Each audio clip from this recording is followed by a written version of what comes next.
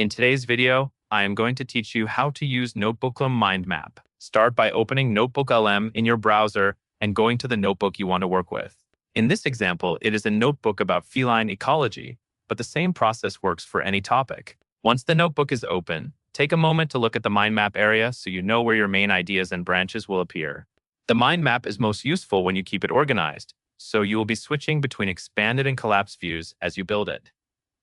Next, click the Highlight tool. Highlighting is how you select the exact text or idea you want Notebooklm to turn into a node or an entry in your mind map. After you click Highlight, choose a section labeled as Good Content.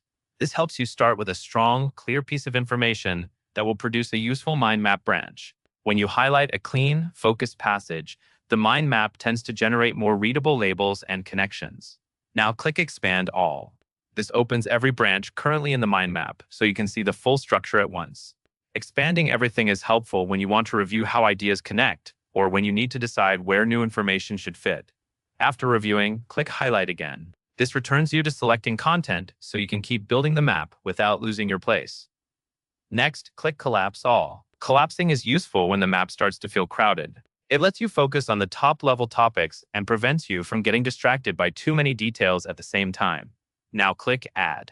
This is the action that inserts what you have selected into the mind map, creating a new node or extending an existing one, depending on what you highlighted. After adding, click Expand All again so you can immediately confirm that the new content appeared where you expected and that it did not create duplicate or confusing branches. Finally, click Highlight 3 more times as you continue selecting additional pieces of text to grow the map.